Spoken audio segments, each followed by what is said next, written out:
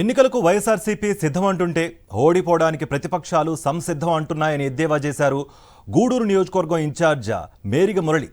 తిరుపతి జిల్లా గూడూరు రూరల్ మండలం గోగినేనిపురం కళ్యాణ మండపంలో సిద్ధం సన్నాహక సమావేశంలో వైఎస్ఆర్సీపీ నేతలు పాల్గొన్నారు. రాష్ట్రంలో వచ్చే ఎన్నికలు నమ్మకానికి నమ్మక ద్రోహానికి మధ్య జరుగుతున్న యుద్ధమేనన్నారు మేరిగ మురళి.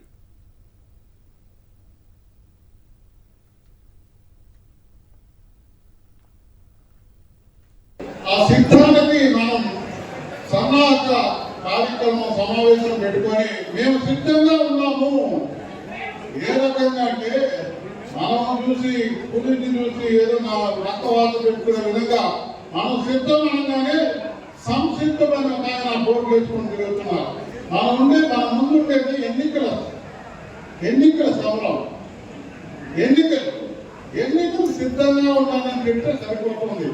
సంసిద్ధం అంటే ఓడిపోయినా సిద్ధంగా ఉన్నానని వార్తకే